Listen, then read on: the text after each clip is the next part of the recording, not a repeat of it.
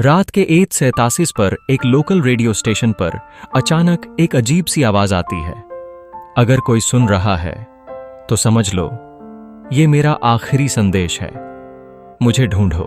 अगले दिन शहर की एक सुनसान बिल्डिंग से एक लड़के की लाश मिलती है।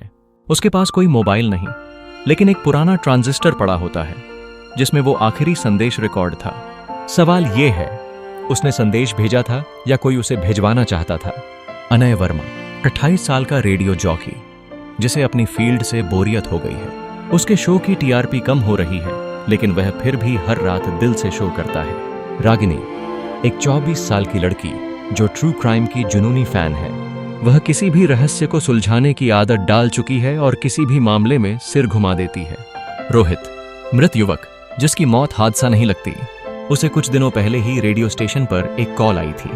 वह एक अकेला लड़का था जो हर रात अपने कमरे में घुसे रहता था, लेकिन किसी कारणवश एक दिन गायब हो गया। रात के करीब 1:30 बजे अनय वर्मा अपने रेडियो शो के दौरान मिडनाइट एकोज में बोरियत महसूस कर रहा था। शो की टीआरपी में लगातार गिरावट हो रही थी और उसे कोई नया तरीका नहीं मिल रहा था।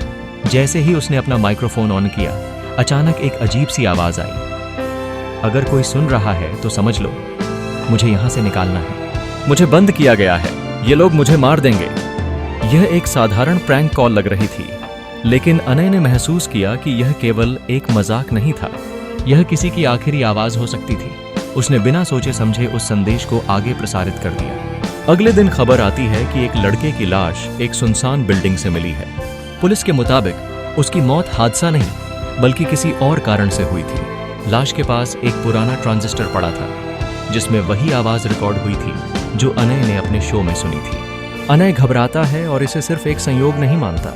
उसकी समझ में आता है कि वो अब इस रहस्य का हिस्सा बन चुका है।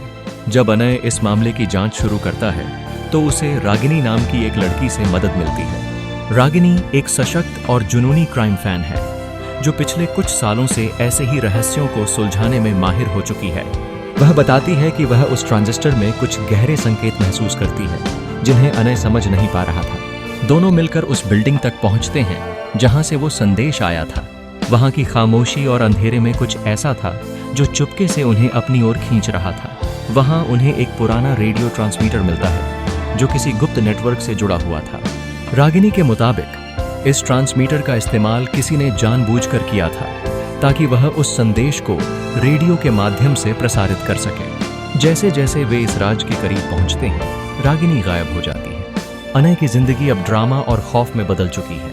उसे समझ में आता है कि यह कोई सामान्य हत्या नहीं बल्कि एक साइको कलेक्टर का काम है जो हर बार किसी व्यक्ति की आखिरी आवाज को रिकॉर्ड करता है और उसे रेडियो पर प्रसारित करता है। अनय इस रहस्य को सुलझाने के लिए अकेले ही उस बिल्डिंग में घुस जाता है, लेकिन उसे जल्द ही एहसास होता है कि वह अगला शिकार हो सकता है। वह धीरे धीरे उन सब सुरागों को जोड़ता है और जानता है कि यह सब कुछ एक बड़ी साजिश का हिस्सा था। अंत में उसे यह भी पता चलता है कि वह अब उस शख्स से जूझ रहा है जो खुद इस गेम का कंट्रोलर है। जब अनय को अंततः वह व्यक्ति मिल जाता है तो वह उसे एक बहुत ही सख्त चुनौती देता है।